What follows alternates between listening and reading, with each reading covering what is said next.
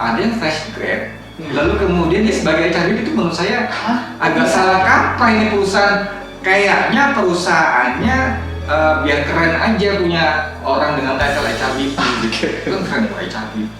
Orang manajer itu kalau misalnya dia mengalihkan ya tanggung jawab untuk mencari orang yang dia sendiri akan bekerja bareng setiap harinya kepada orang lain, jangan-jangan bisa aja orang itu mendapatkan orang yang nggak tepat. He knows what he wants, he knows what he needs. Kenapa nggak dia juga yang memilih?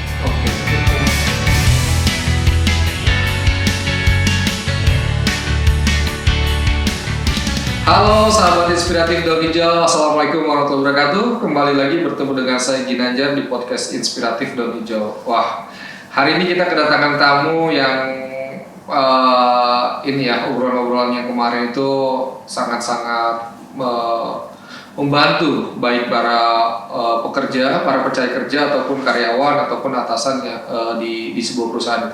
Nah, hari ini kita akan bicara hal yang kelihatannya kontradiktif ya dengan episode pertama dan kedua yang sudah kita tayangkan itu. Kita akan membicarakan tentang fungsi HRD di sebuah perusahaan atau di sebuah organisasi. Apakah HRD masih dibutuhkan atau tidak di era sekarang ini gitu kan? Oke, kita sapa dulu. Halo Mas Ivan, Mbak Devi, apa kabar? Baik ya, alhamdulillah. Kita ketemu lagi nih Mas di episode 3 ini. Sepertinya kita akan tayangkan secara maraton ya bersamaan biar teman-teman tidak ketinggalan informasinya gitu kan. Oke, baik ya Mas Ivan dan Baik. Wow, ini ketiga kalinya kita bertemu ya, bagaimana? Iya. Semoga nggak bosan. Nggak bosan ya. Seperti kita tahu Mas, fungsi HRD itu kan sudah kita bahas kupas tuntas banyak ya di episode 1 kemarin itu kan. Nah sekarang kita akan bicara tentang apakah HRD ini masih dibutuhkan gitu. Nah ini dari kacamata Mas Ivan dan Mbak Devi. Bagaimana menurut Mas Ivan dan Mbak Devi terhadap statement atau pertanyaan tadi? HR masih dibutuhkan apa enggak? Iya.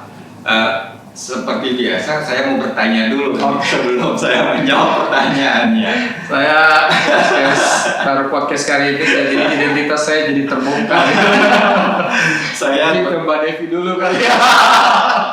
Biar saya bisa nyiapin jawaban alternatif. Jadi ini menurut pemahaman saja, pemahaman Mas dan Devi gitu ya. Apa yang diketahui tentang fungsi HR di perusahaan? Apa kira-kira? Apa sih yang mereka lakukan? Kalau dari sudut pandang job seeker, adalah suatu divisi di mana kita mengirimkan surat lamaran kerja, CV kita, harapannya juga nanti bisa komunikasi dengan mereka, gitu kan. Dan suatu hari semoga mendapatkan panggilan kerja atau panggilan wawancara sesedikitnya gitu, biasanya dimulai dari divisi HRD. Biasanya dari divisi HRD semakin mengerucut, nanti mereka akan memanggil user untuk wawancara kita, dan itu adalah misalnya penentu. Ya. Berarti fungsi rekrutmen. Ya. Ada lagi? Menurut kalau misalnya itu bagi orang dari luar ya, kalau misalnya dari orang yang di dalam adalah orang yang menyediakan pekerjaan training secara berkala, kemudian identifikasi orang-orang yang bagus untuk dipromosikan, the right man in the right place, mereka lah yang harusnya memilih, gitu, dengan bantuan user. Dan kalau misalnya dari sudut pandang si pemilik perusahaan, ya tentunya mereka yang mengkoordinir rekrutmen dan manajemen semua, jadi yang melihat dan membantu operasional perusahaan. Thank you. Kalau dari Mas apa? Kalau dari saya HRD ya sepengetahuan saya ngapain biasanya dia pertama ya melakukan rekrutmen pegawai yang paling umum itu kan. Yang kedua ini sih yang agak polemik di perusahaan ya. Dia kadang menjadi judges gitu. Hakim. Menjadi hakim dengan senjata operasional atau KPI-nya gitu kan. Kemudian yang ketiga ya dia karena dia jadi hakim, otomatis dia memantau proses kinerja. Dan yang terakhir biasanya dia yang menjadi keputusan, pengambil keputusan seorang karyawan itu diperpanjang atau tidak kontrak. Oh, oke. Jadi benar-benar hakim banget ya. Iya, atau ada juga tambahan satu lagi yang mungkin dia biasanya HRD itu di perusahaan menyediakan pelatihan-pelatihan atau training-training peningkatan kompetensi bagi para pekerja ya, bagi para karyawan itu. Alright, jadi kira-kira itulah fungsi HR yang dipahami ya. Saya ingin menjelaskan tentang fungsi HR secara umum, secara global, bahwa tadi benar yang disampaikan, salah satunya adalah fungsi sebagai di proses rekrutmen. Jadi memfasilitasi proses rekrutmen, memfasilitasi. Memfasilitasi. Ya, dimulai dari misalnya cari kandidatnya, bahkan dimulai dari woro-woro informasi lowongan pekerjaan, posting di mana gitu ya, lalu cari kandidatnya, lalu kemudian melakukan seleksi, melakukan interview, melakukan offering, melakukan onboarding ketika sudah diterima. Ya, ini dari fungsi rekrutmen. Sebelumnya itu ada fungsi manpower planning, perencanaan kebutuhan sumber daya manusianya untuk direkrut. Setelah bergabung, kemudian ada salah satu fungsinya lagi development, itu tadi training, melakukan analisa kebutuhan training, lalu kemudian melakukan trainingnya itu sendiri, entah internal atau eksternal, lalu kemudian melakukan monitoring dan evaluasi atas training yang sudah dilakukan, berhasil atau tidak, gitu ya. Lalu setelah training and development juga ada fungsi namanya compensation and benefits, ngurusin gaji, menghitung gaji, pembayaran gaji, membuat strategi remunerasi, komponen gajinya apa saja, itu. Lalu kemudian ada lagi fungsinya sebagai tadi talent management, untuk melihat pekerja mana yang dianggap future leader, kira-kira begitu ya. Kompetensinya bagus, lalu mana yang dianggap butuh ditingkatkan lebih lanjut. Lalu ada fungsi sebagai employee relation, industrial relation, jadi hal-hal terkait dengan aturan ketenagakerjaan dan seterusnya. Dan juga masih ada yang melakukan fungsi itu tadi sebagai hakim, yang memutuskan bahwa kemudian orang ini diperpanjang atau tidak kontraknya, kemudian orang ini di PHK, atau kemudian orang ini dipindah tugaskan dan seterusnya. Itu kebanyakan seperti itu secara umum ya.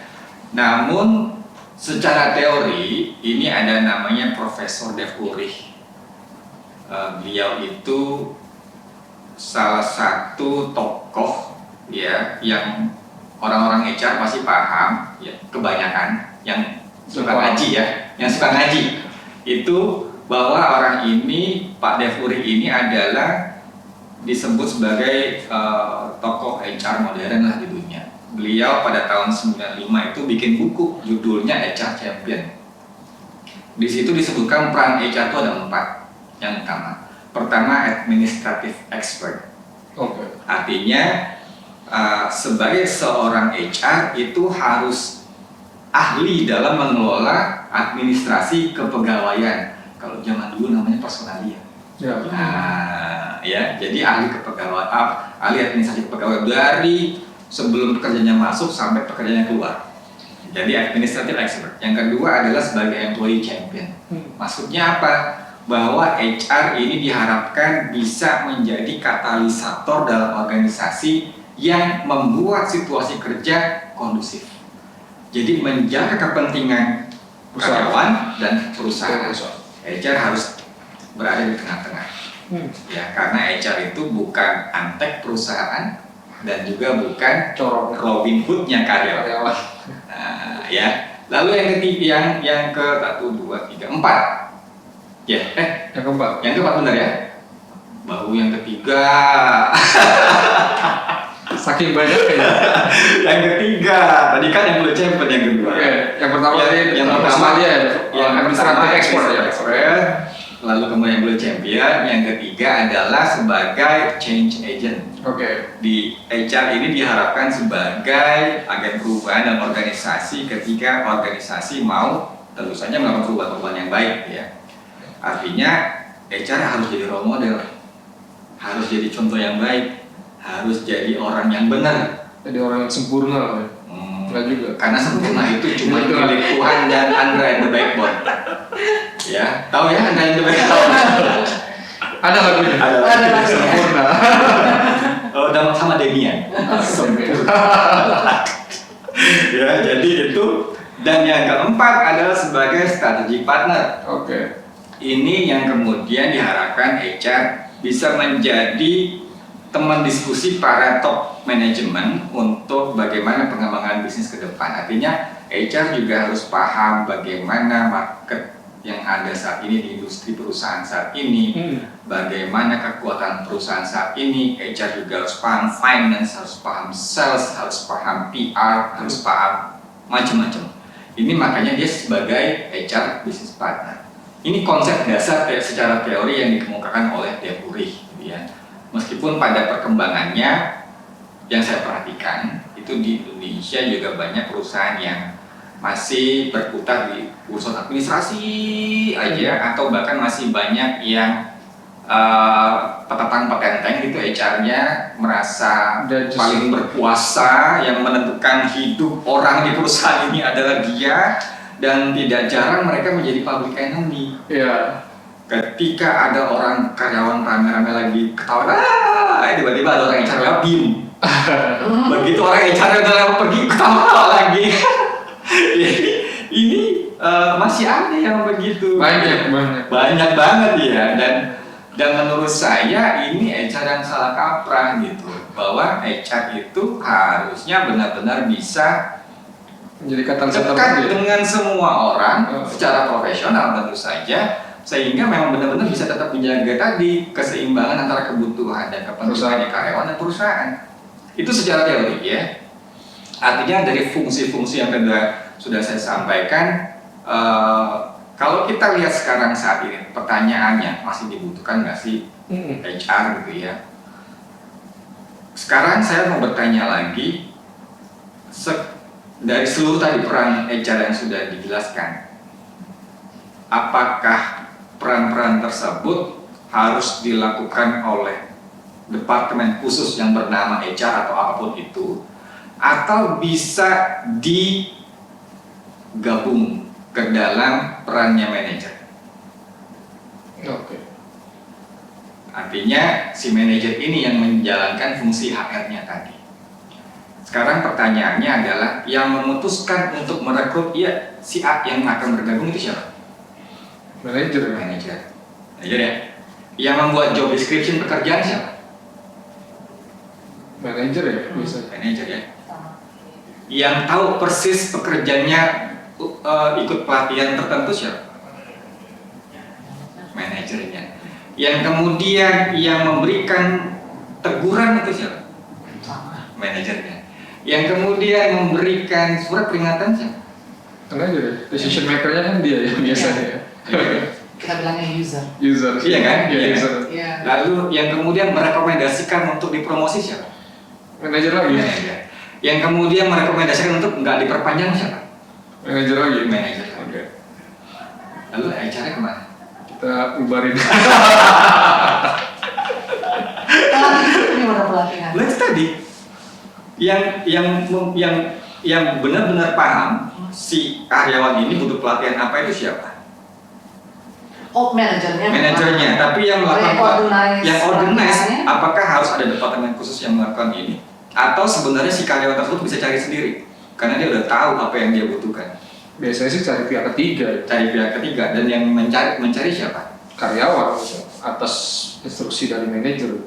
Kamu belajar Excel ya, googling deh baik sekarang ya. Siapa? Oh iya, ini ada vendor A, biayanya sekian. Ya udah diajuin aja. Bisa juga. Bisa juga. Oke, lalu yang melakukan pembayaran payroll bisa di finance nggak?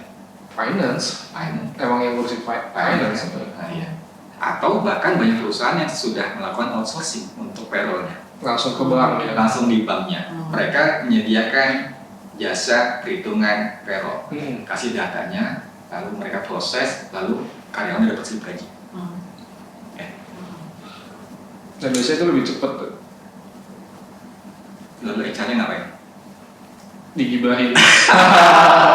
Nah, ini yang saya maksud bahwa HR itu fungsinya sebenarnya itu bisa melekat di setiap manajer yang ada. Fungsi manajer yang sebelumnya sudah saya sampaikan adalah satu, manage, mengelola apa yang dikelola kinerja dan tim. Ya. Yang kedua, develop apa yang di-develop kinerja dan tim. Yang ketiga, coaching. Kinerja dan Coaching. Ini yang harus dilakukan oleh manajer tadi, dan bayangkan ketika tadi keputusan si manajernya juga untuk dari mulai pembuatan job description, merekrut orang, merekomendasikan di promosi, merekomendasikan di PHK dan seterusnya, itu dilakukan oleh mereka. Dan termasuk pembuatan kontrak kerja. Kontrak kerja emang berubah-ubah, sama. template-nya udah ada kan. Yang berubah apa? Tanggal sama tanggal. Gajinya. Dan itu tinggal input data. Dan sekarang pekerjaan administrasi, orang sekarang udah banyak banget yang namanya HRIS, Human Resource Information System. Mau aplikasi cuti sudah ada dari handphone masing-masing karyawan. Mau melihat slip gaji udah ada. Mau mengajukan reimbursement juga udah dari situ, gitu ya. Mau bikin kontrak kerja itu tadi dari proses rekrutmen, datanya calon karyawan udah input, begitu diterima datanya langsung diekspor menjadi kontrak kerja. Dan langsung perlu dicetak nggak perlu. Tanda tangan digital. Tanda tangan juga udah dicetak, lalu kirim ke email terus sisi ke sistem. Udah beres, administrasi udah no issue sebenarnya. Artinya pekerja sudah bisa melakukan secara mandiri. Dan approval cuti siapa? Manager. Iya kan? Persetujuan apapun siapa? Manager. Nah, artinya lalu HR-nya kemana? HR-nya harus bisa menjadi internal konsultannya organisasi itu. Makanya tadi yang disampaikan peran HR yang keempat sebagai strategic partner. HR-nya harus mau belajar hal baru dengan cepat juga, belajar tentang marketing, belajar tentang finance, accounting, lalu tentang apa lagi, industri terkait gitu ya, sehingga benar-benar bisa dijadikan sparring partner pada saat organisasi ini mau berkembang. Peran HR kemudian menjadi business and development, organization and development. Lebih ke sana konsepnya, bukan HR fungsi yang tadi saya sudah ceritakan, gitu. Jadi memang benar-benar fungsi HR akhirnya melekat di manajer. HR-nya harus naik kelas untuk menjadi internal konsultannya organisasi. Ini konsep yang sedang banyak terjadi di perusahaan-perusahaan yang saya perhatikan, dan konsep yang memang akan terjadi di masa depan. Ada perusahaan yang masih beranggapan bahwa HR ini masih tetap dibutuhkan kok, karena skala perusahaan ini besar sekali, jadi butuh butuh departemen khusus yang benar-benar ngurusin well-being-nya pekerja. Makanya mereka yang terjadi yang saya perhatikan namanya bukan HR lagi, departemennya udah berubah lagi gitu ya. Namanya ada yang people and culture, ada yang kemudian berubah menjadi people and well-being dan seterusnya, karena memang fungsi HR itu sudah embedded ke manajernya masing-masing gitu. Dan apalagi usaha administrasi udah beres itu dari sistem gitu. Dan akhirnya memang banyak perusahaan yang kemudian reorganisasi, ada yang membubarkan departemen HR-nya, lalu fungsi yang tidak hilangnya adalah yang tetap dilakukan oleh tim khusus adalah tim rekrutmennya tadi. Tim rekrutmennya kemudian tetap bisa supporting perusahaan dalam mencari talenta-talenta gitu untuk perusahaannya. Itu kira-kira begitu. Jadi kalau ditanya apakah masih butuh HR, ini sebenarnya kondisional gitu ya. Kondisionalnya begini maksud saya. apakah perusahaan ini memang masih berada di level tadi administrasi pekerjaannya, Atau udah mau apa membangun yang memang sudah berpikir ke depan atau ke depan gitu ya? itu. Wow, ini keren banget ya penjelasan dari Mas Ivan, sangat jelas dan detail gitu. Artinya kan berarti fungsi dan tugas-tugas pokok dari HR ini bisa dilekatkan kepada para manajer. Artinya kemudian kan perusahaan harus benar-benar mencari manajer yang benar ya Yes, di posisi untuk menempati posisi tersebut ya. kuncinya begitu kuncinya. Oke, berarti tadi ya reorganisasi tadi para ya teman-teman yang punya usaha, yang punya perusahaan besar bisa melihat bahwasanya ternyata mencari seorang, nah berarti kalau gitu kan mencari seorang manajer itu nggak mudah dong. Nggak mudah. Nah seperti apa tuh Mas proses pencarian manajer itu? Oke, ini pertanyaannya bagus dan seandainya Devi sebagai pengusaha pemula mendirikan perusahaan rintisan, Devi akan mencari orang HR atau tenaga sales dulu. Kalau rekrutmen aku bisa nanganin sendiri, tapi sales belum tentu. Karena zaman sekarang itu udah nggak ngetren lagi sebuah organizational structure itu bulky, tapi streamline. Oke. Nggak hanya pekerjanya yang dituntut untuk multitasking, Yes, tapi tapi level atas juga. orang yang manajerial pun juga dituntut untuk multitasking. Gitu. Dan ya ada banyak hal yang sangat bagus ya. Kalau misalnya manajer-manajer itu juga diminta untuk mendapatkan tanggung jawab, menjalankan tanggung jawab HR. Tapi dari sudut pandang orang di luar perusahaan, it's a good idea. Kita sebagai job seeker, kita tidak begitu terlalu mempermasalahkan adakah HR department or not. Yang penting adalah kalau aku mau melamar pekerjaan, informasi itu semua ada online. Dan kedua, kalau memang tanggung jawab HR itu dipegang oleh manajernya pun nomor HP-nya sama alamat emailnya harus tersedia online. Bahkan kalau perlu fotonya juga. Karena tanggung jawab udah dipecah. Jadi bagi Devi misalnya yang mau mencari pekerjaan misalnya di bidang akuntansi, langsung bisa menghubungi manajer tersebut. Ya. Dan tidak ada alamat email HR di @anu.com tapi udah langsung ke manajernya. Ya, sekarang kan era yang terbuka ya. Sebenarnya sudah sangat dimudahkan oleh media sosial. Salah satunya adalah LinkedIn. Jadi LinkedIn itu kan media sosial yang memang tujuannya oleh pendiri dibuat untuk berjejaring secara profesional dan peningkatan karir. Tujuannya itu.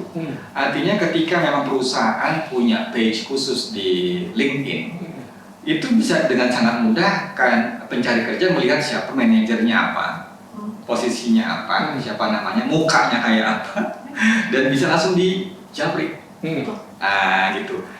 Kembali ke pertanyaan awal tadi bahwa cari manajer kan nggak gampang sekarang. Yang terpenting adalah kita harus paham dulu peran manajer. Tadi kan sudah saya jelaskan juga 3 hal tadi tuh, manage, develop, sama coaching. Plus orang ini juga harus mampu menjalankan fungsi HR-nya, karena sekarang banyak perusahaan yang memang benar-benar mencari manajer yang canggih dan tidak sungkan-sungkan untuk investasi besar-besaran di sana, karena memang kunci organisasi itu ada di manajer-manajer yang canggih. Kalau manajer yang canggih pasti larinya kencang, itu saya jamin itu. Karena dia yang bawa kendaraan. Oh iya, karena dia yang kemudian mimpin timnya untuk ayo kita ke sana. Iya. Kalau semuanya punya pikiran yang begitu, pasti larinya kencang.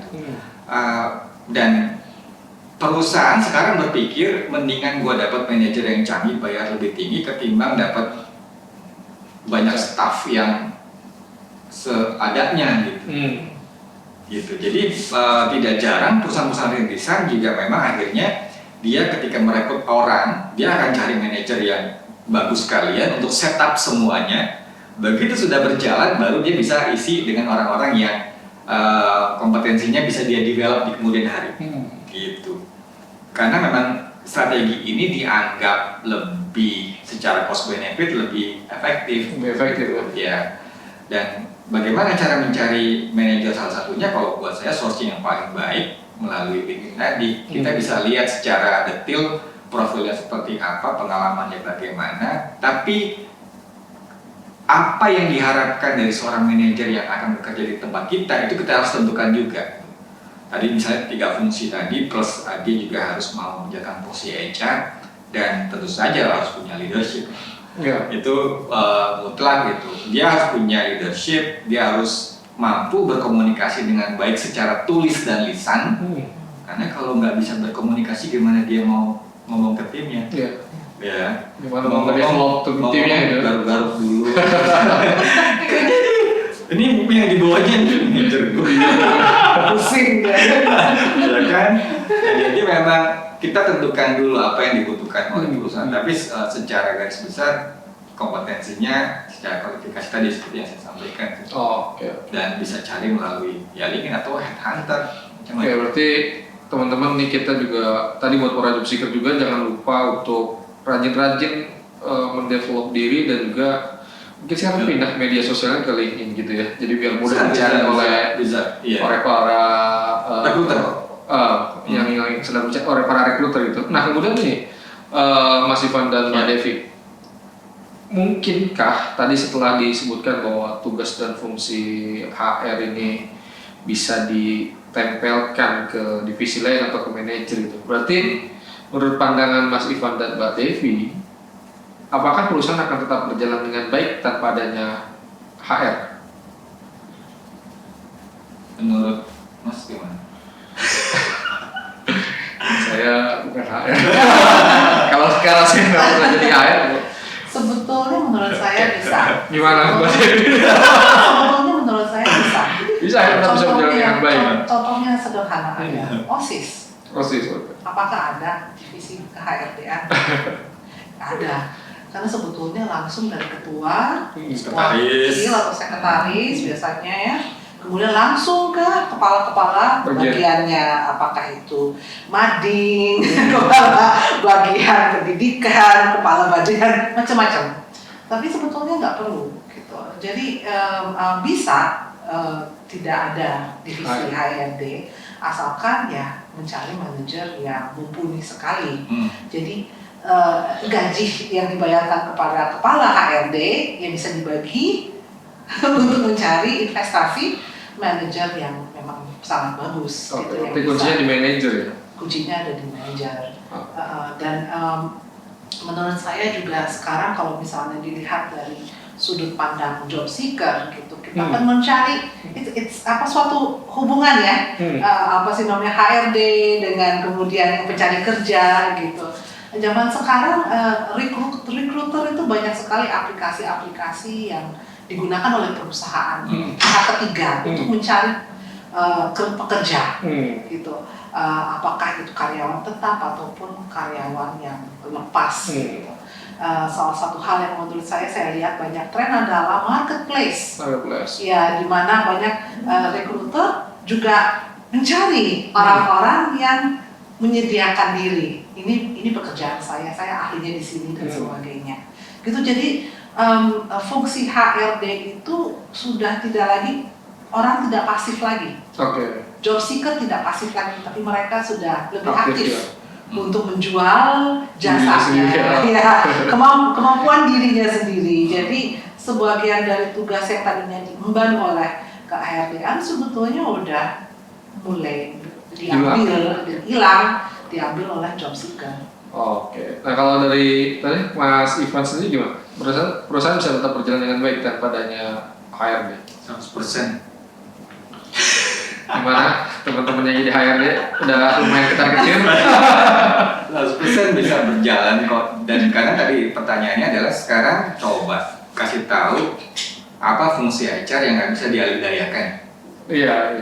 Semuanya bisa. Gitu. Semuanya bisa kita fungsikan. Kan yang terpenting fungsinya kan, bukan orangnya kan? Bukan orangnya, bukan departemen tapi fungsinya kan. Ya, dan itu melekat oleh manajer. Tapi kalau artinya PR terbesar perusahaan saat ini ketika kondisinya mungkin para manajernya belum paham tentang fungsi HR, ya artinya itu harus digarap dulu. Oke, berarti harus diperbaiki dari top position dulu ya? Ya, jadi mereka harus benar-benar dibekali, dilatih bagaimana fungsi HR yang baik dan semestinya. Gitu. Lalu kemudian serahkan tanggung jawab itu kepada manajernya. Oh, nanti manajernya nggak kepegang dong kerjaan yang harusnya dia lakukan.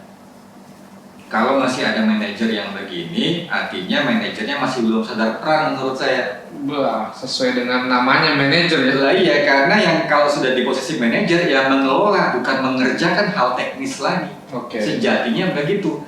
Yang mengerjakan hal teknis di departemennya adalah tim yang ada di bawahnya. Makanya tugas dia adalah mencari orang-orang yang juga baik, yang canggih untuk bisa membantu departemennya berjalan dengan baik.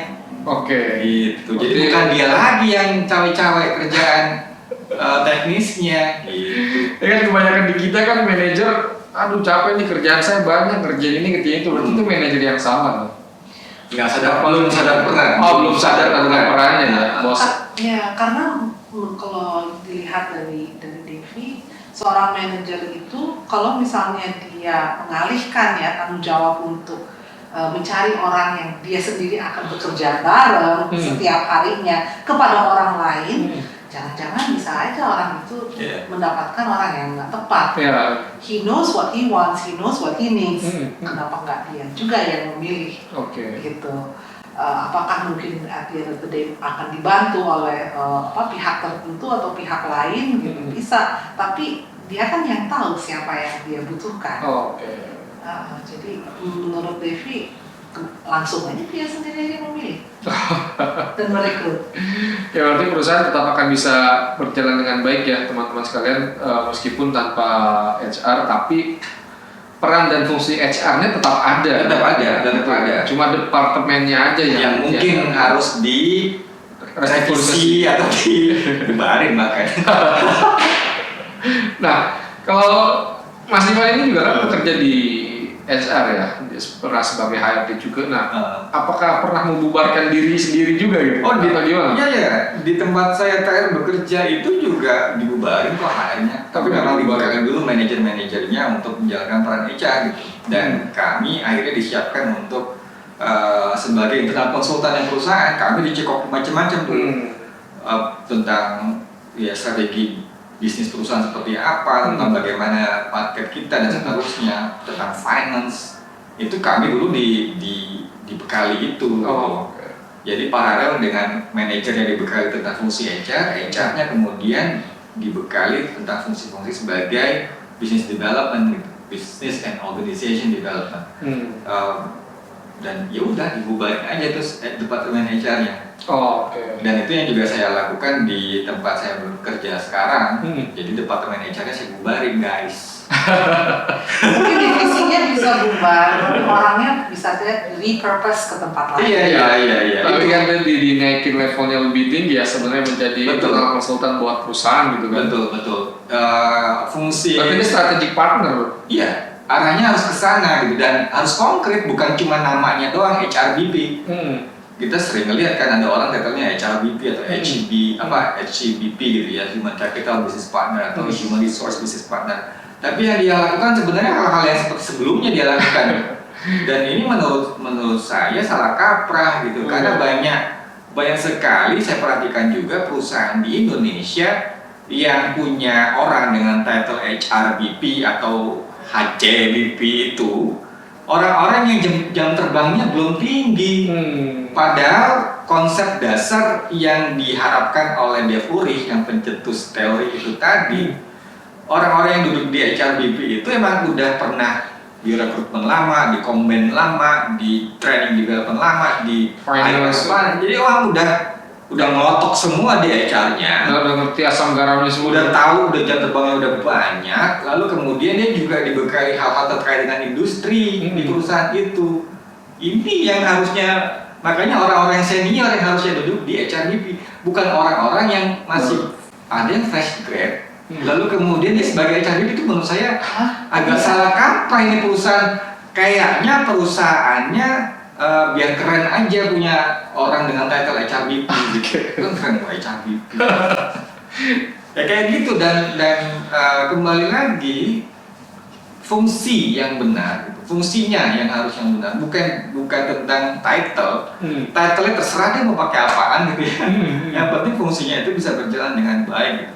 Dan salah satu fungsi HR itu juga adalah saat ini bagaimana bisa memenangkan pasar, bagaimana membantu perusahaan memenangkan pasar. Caranya bagaimana? Seluruh aktivitas yang terjadi di HR harus mengarah ke profit, reputasi, sustainability. Oke. Wow, keren.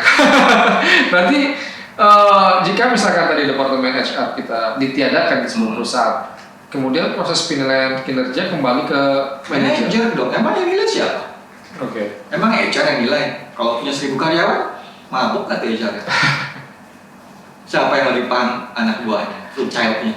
Ya, Fruit child. di atasnya karyawan itu kan. Lah iya. Bisa kepala apa sub-subnya baru kemudian lapor ke Iya. manajer gitu. Karena HR hanya sampai suatu titik tertentu, seleksi Apa administrasi dan sebagainya, kemudian tes biasanya kan, tapi akhirnya user yang Oke, berarti si manajer itu harus bisa bikin work chain yang kuat dari atas sampai ke bawah. Harus canggih kan, makanya tadi bilang. Oke. Manajernya harus canggih, dia juga punya kemampuan komunikasi yang baik.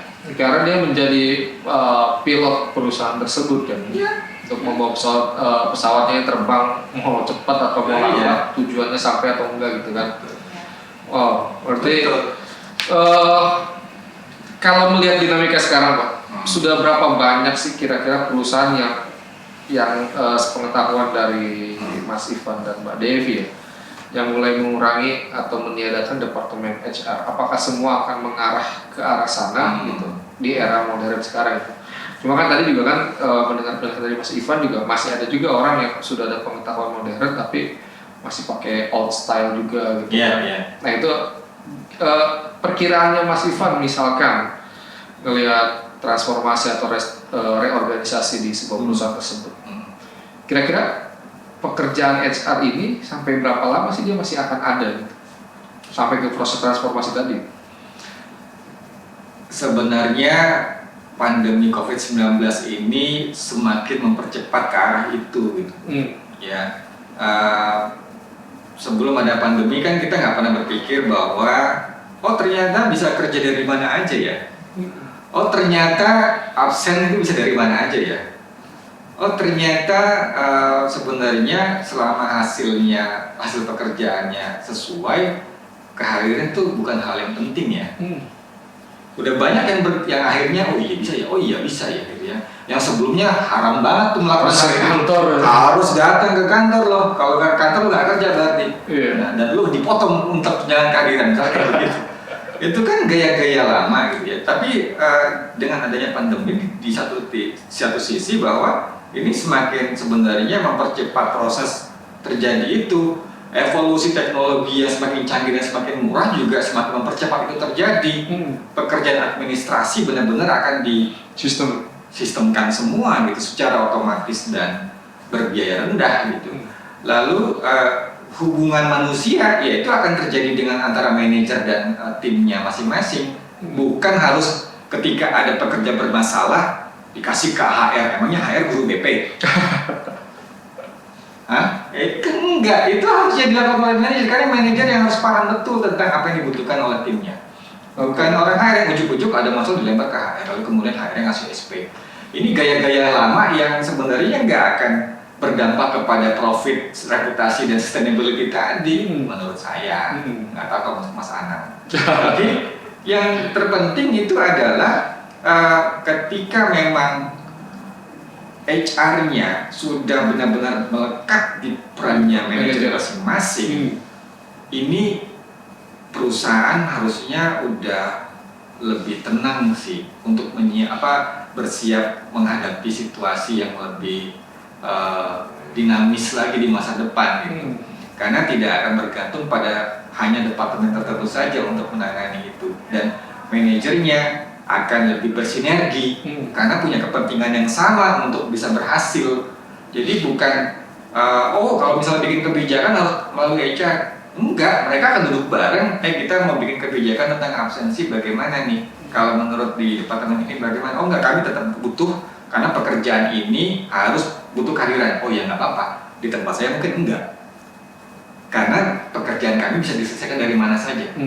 Oh di departemen lain, oh ya kita bisa kombinasi keduanya. Ya terserah.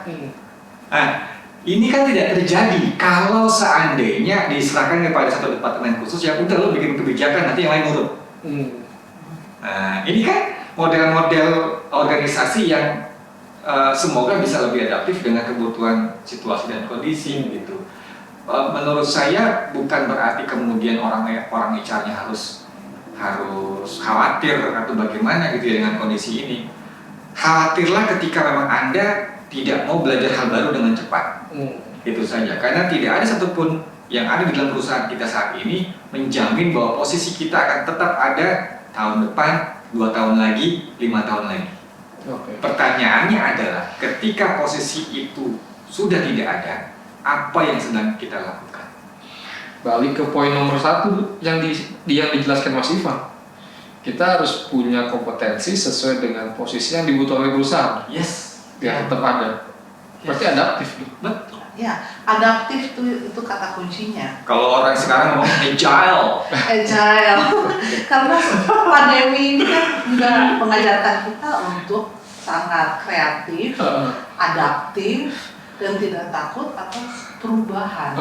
Karena kalau kita takut dan kita resisten, kita akan mati, mati kutu gitu. Jadi kita tidak bisa menyesuaikan dengan keadaan. Dan sekarang kalau Devi melihat banyak sekali perusahaan-perusahaan yang ya seperti tadi Ivan bilang menyadari bahwa mereka tidak praktis cara jalannya organisasi dan perusahaan itu gitu tuh dibuat lebih streamline. Ada beberapa divisi yang memang dibutuhkan untuk hadir di kantor, tapi yang lainnya tidak perlu. Bisa dari rumahnya masing-masing, dari mana, bahkan dari negara lain, dari provinsi lain masih bisa bekerja gitu. Jadi sekarang paradigmanya udah harus diubah dan ini suatu disrupsi yang kecil. Kecil karena ini baru tahap pertama. Nanti satu generasi ke depan, mungkin anak-anak cucu kita, mereka akan menghadapi kehilangan pekerjaan karena ada penggunaan robot. Di sana ada disrupsi baru lagi gitu, di mana akan lebih praktis, lebih efisien untuk menggunakan robot gitu. Untuk apa? Manusia misalnya. Jadi ini adalah satu disrupsi yang kita harus menerima keadaan. Bahwa sekarang berpikir harus lebih praktis. Wow. Jadi teman-teman sekalian melihat perkembangan dunia kerja, bahkan divisi rekruter aja tuh bisa ditiadakan gitu, apalagi divisi job seeker itu artinya orang-orang yang sedang mencari pekerjaan. Kalau cuma punya kemampuan begitu-gitu aja, wassalam ya. Iya. Mereka mati sebelum berperang. Pilihannya cuma selalu belajar hal baru atau ya sekarang aja buka usaha. Kalau memang tetap mau bekerja dengan orang lain, ya harus adaptif dengan kebutuhan industri, ya atau buka usaha sendiri. Pilihannya itu. Iya, dan banyak sekali perusahaan-perusahaan global yang karena tidak adaptif, tidak menerima keadaan adanya disrupsi, akhirnya gulung tikar. Kodak. Banyak. Contohnya salah satu di antaranya, siapa yang tidak mengenal brand itu kan? Ya, kalau teman-teman nggak tahu, yang nonton ini masih umur 20-an, apa itu? Tustel film apa lagi ya? Film. Salah satu merek kamera ya, kamera analog di zaman dulu tahun 90-an. Ya, jadi kita harus menyesuaikan dengan keadaan, apa kebutuhan yang ada. Sekarang ini dengan pandemi ya kita lihat apa industri-industri yang semakin menggeliat, semakin populer, industri kesehatan, industri wellness and fitness itu yang sekarang growing. Gitu. Nah ini kemudian mungkin dari Mas Ivan dan juga Mbak Devi tadi kan di episode pertama itu kan Mas Ivan mengatakan bahwa jumlah pelamar dengan jumlah posisi itu 1:2 banding 200 atau bahkan ada yang 1:600. Karena tadi penjelasan dari Mbak Devi bahwa kita juga akan bersaing dengan artificial intelligence ya, kecerdasan buatan gitu kan, robot-robot dan lain sebagainya di masa mendatang. Nah ini kalau dari Mas Ivan, kira-kira untuk sahabat-sahabat daun hijau yang saat ini masih kuliah atau fresh graduate, mereka tuh apa sih yang perlu mereka persiapkan untuk bisa tune in atau untuk bisa masuk di dunia kerja yang saya juga masih agak sulit ngebayanginnya seperti apa ya 5 atau 10 tahun mendatang itu kompetensi atau persaingan dunia kerja. Apa yang mereka perlu persiapkan dari sekarang itu, Mas? Ini pertanyaan dasar yang bagus sekali dan memang harus dipahami oleh kita semua ya. Yang pertama, biasakan menjadi orang yang disiplin. Karena dimanapun Anda bekerja, disiplin itu penting. Yang kedua, jujur. Ini harus ke bawah kemana-mana juga gitu. Karena tidak ada perusahaan yang mau mempekerjakan orang yang tidak jujur dalam bentuk apapun. Yang ketiga, teliti. Ya, dan tidak ada satu perusahaan pun yang mau mempekerjakan orang yang tidak teliti dalam hal sekecil apapun, karena tidak teliti dampaknya misalkan kemana-mana. Yang keempat, komunikatif. Anda harus mampu berkomunikasi dengan baik dengan segala level, dengan dari yang atas selevel atau bahkan yang di bawah dengan baik komunikasinya. Mau tulis, mau lisan. Karena dengan kemampuan komunikasi kita bisa menginformasikan apapun yang ingin kita informasikan dengan baik, sehingga bisa dipahami oleh orang lain, termasuk atasan kita. Kalau kita pengen tadi minta dipromosi, minta gaji dan seterusnya, itu harus disampaikan gitu ya. Lalu yang kelima, menurut saya penting sekali adalah selalu mau belajar hal baru dengan cepat.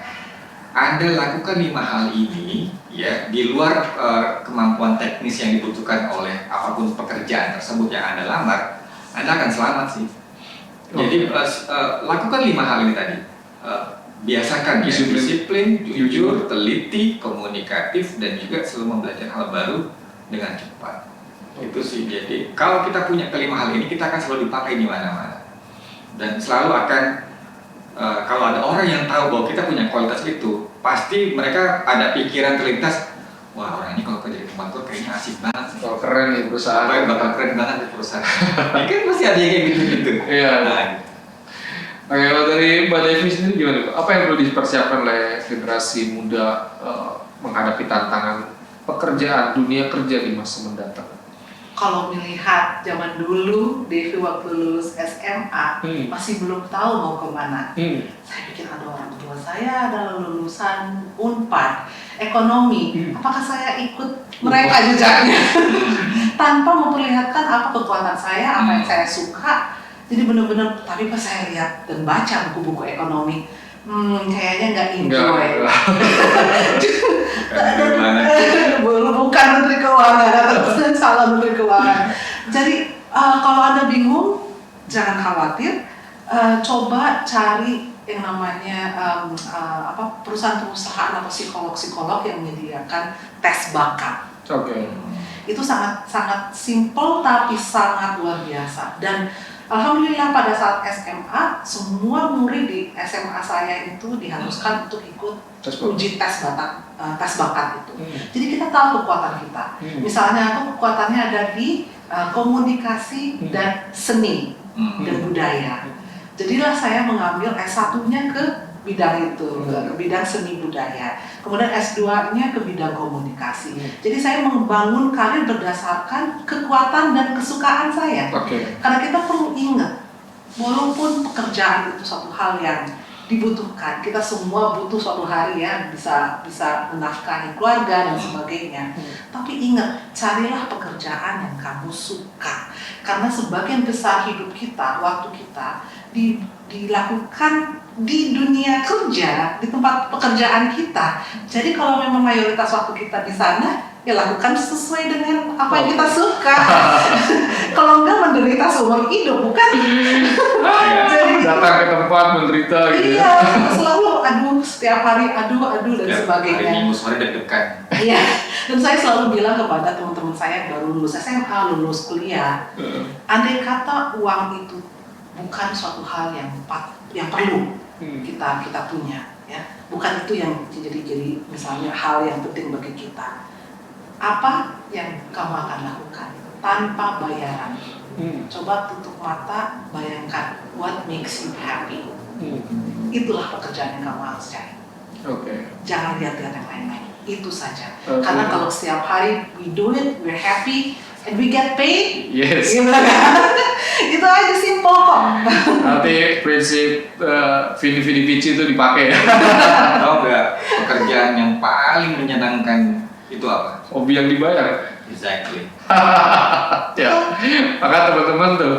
Jadi kamu tahu tadi dari Mbak Devi, intinya adalah carilah pekerjaan yang kamu mencintainya. Tapi kalau nggak ketemu, ya coba untuk mulai pelan-pelan cintai pekerjaan yang kamu punya saat ini. Siapa tahu jatuh cinta gitu.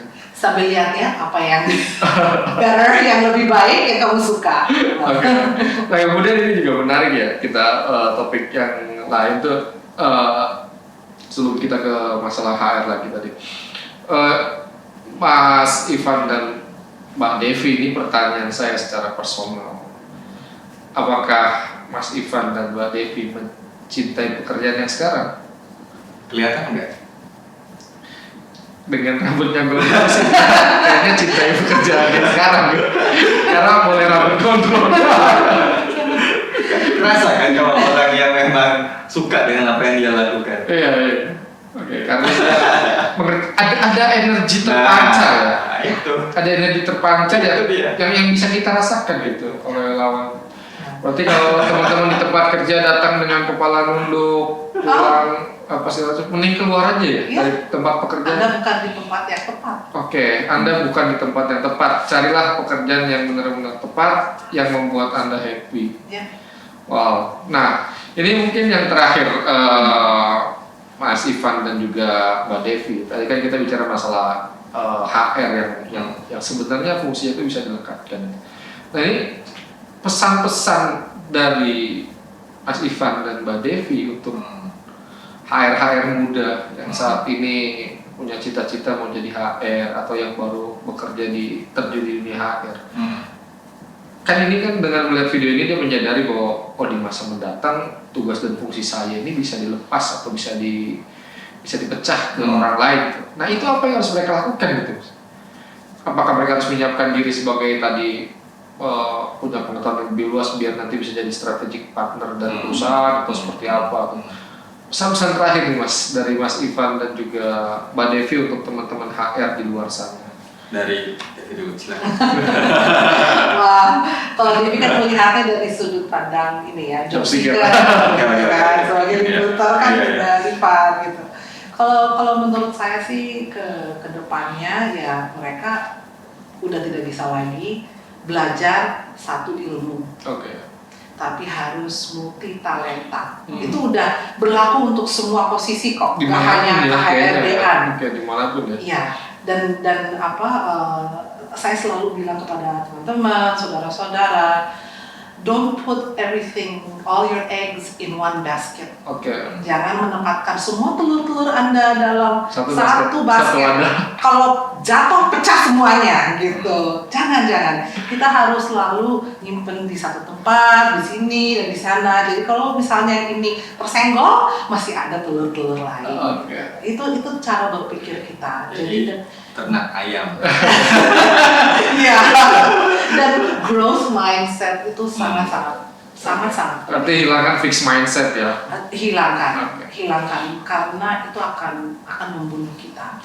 Ya, karena dunia dan time gak akan seperti itu. Mereka selalu fluid dan selalu disruptif.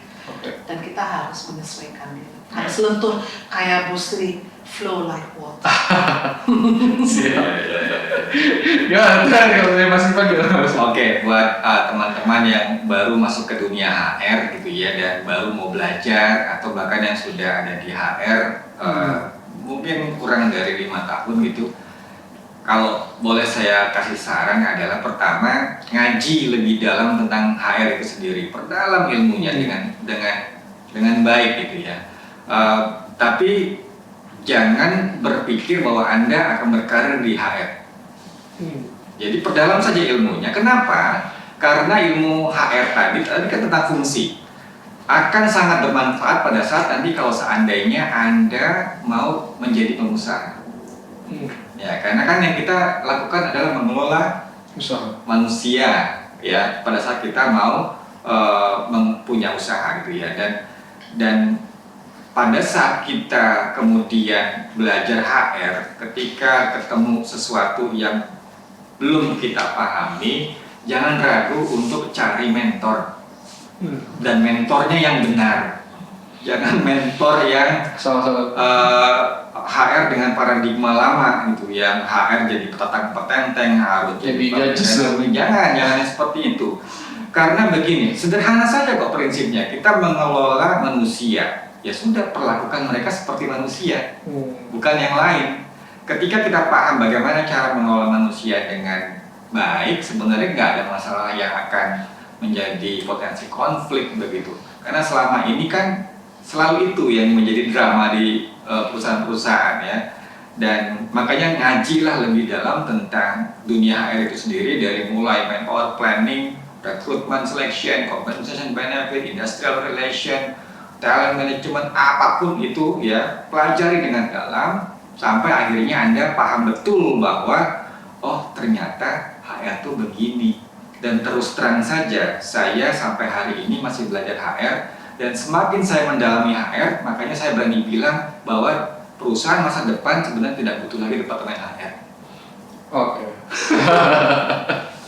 Closing statement yang wow banget. Bahwa perusahaan-perusahaan di masa mendatang tidak lagi membutuhkan divisi atau departemen HR ya, seperti itu.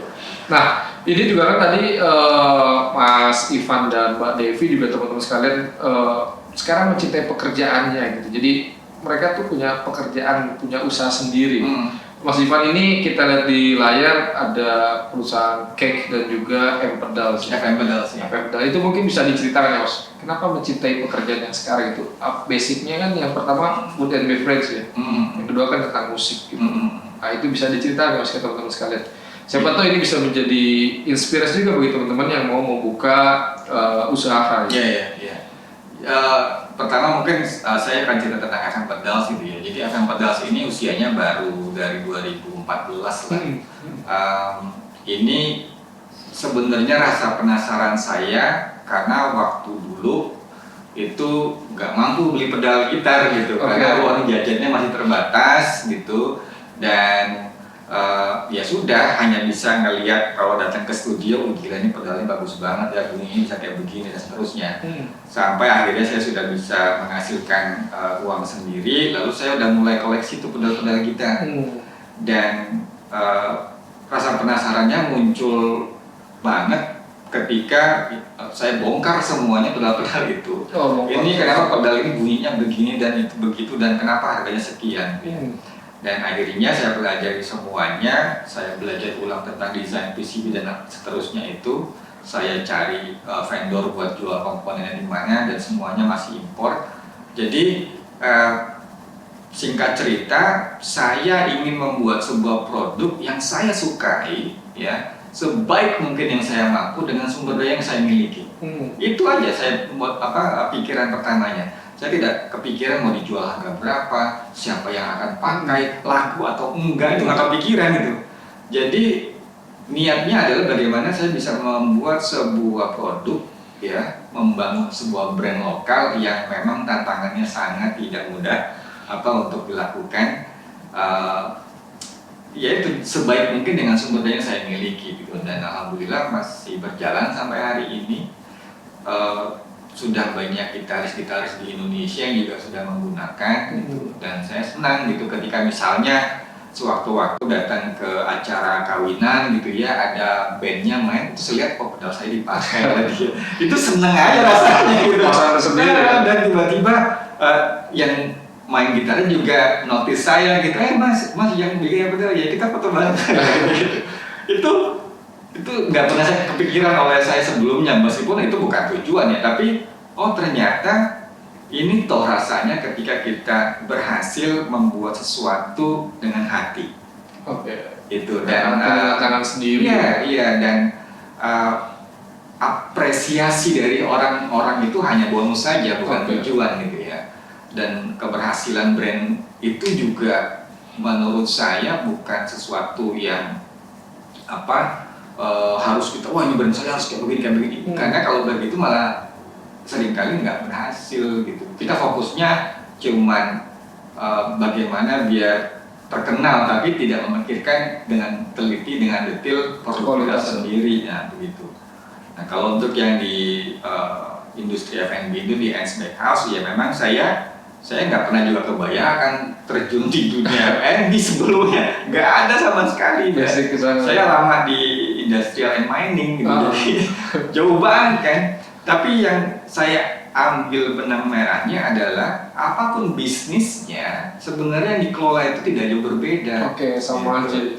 Tinggal bagaimana kita menempatkan secara proporsional aja di industri-industri ini. Gitu. Yang dikelola sama saja. Dan alhamdulillah di titik sekarang gitu ya sudah cukup berhasil lah gitu ya, setidaknya dengan target terdekat yang sudah saya tentukan sendiri.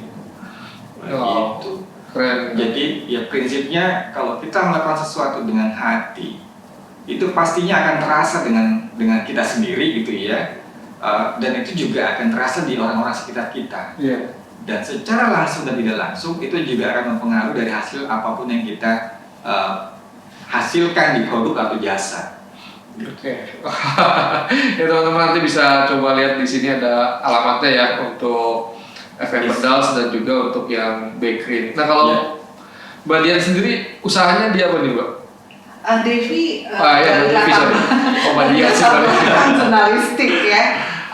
Yang sudah merintis karir dari tahun 97 pada saat kuliah. Di sanalah kuliah bersama Ibu Lia, dan di sana saya kebetulan kerja paruh waktu di televisi publik, yang akhirnya membuat saya berkenalan dengan dunia jurnalistik.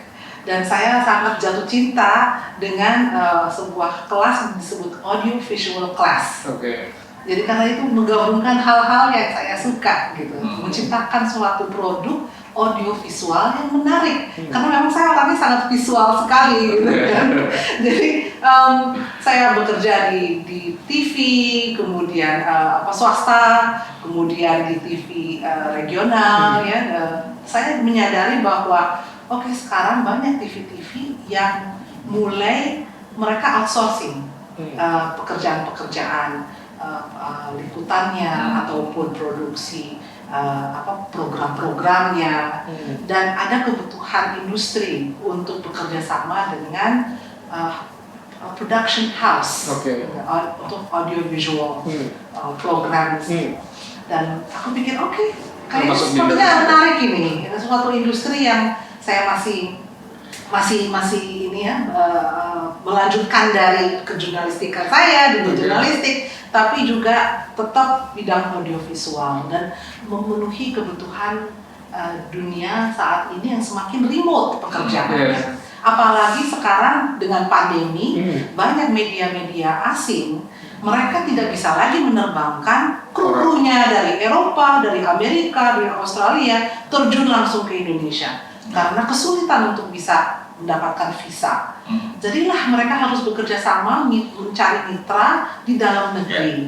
Nah, di sanalah peran kita untuk menyediakan jasa layanan, apakah itu berbentuk corporate video ataupun film dokumenter ataupun isi suara untuk program termasuk live streaming juga dan sebagainya, macam-macam.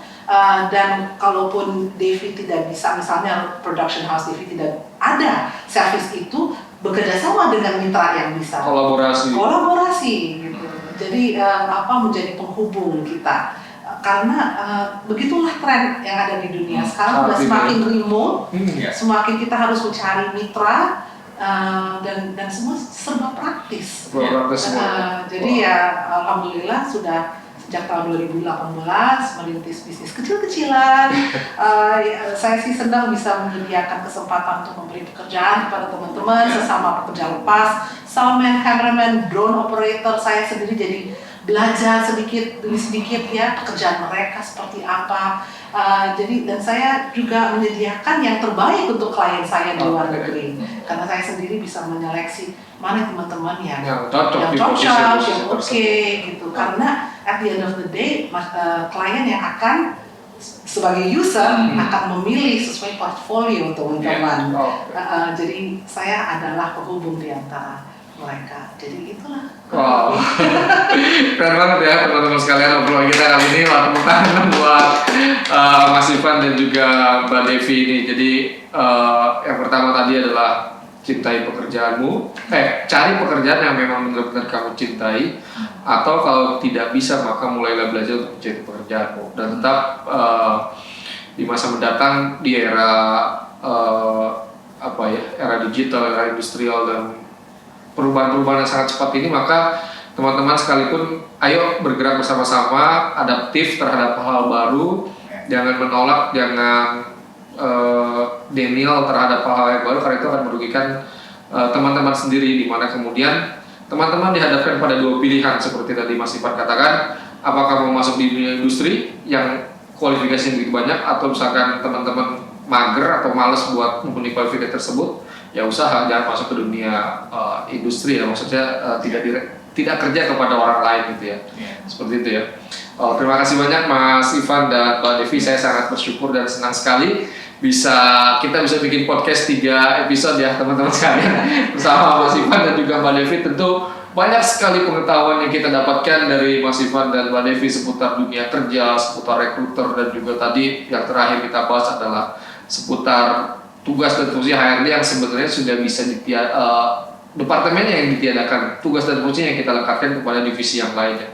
Mudah-mudahan podcast ini membawa manfaat, membawa inspirasi, dan tentu saja pasti teman-teman mendapatkan insight, pengetahuan-pengetahuan yang baru, yang lebih banyak langsung. Jadi ini bukan katanya ya, jadi langsung dari orang-orang yang telah berkecimpung selama puluhan tahun di dunia ini gitu, Mbak Devi. Terima kasih banyak. Senang sekali Mas Ivan dan Mbak Devi kita bisa berkolaborasi di podcast Inspiratif Daun Hijau. Podcast yang membawa semangat, membawa inspirasi dan juga pengetahuan bagi seluruh penontonnya. Baik, teman-teman, kita tepuk tangan sekali lagi buat Mas Ivan dan Mbak Devi. Makasih banyak. Kita akan bertemu kembali di podcast-podcast inspiratif berikutnya.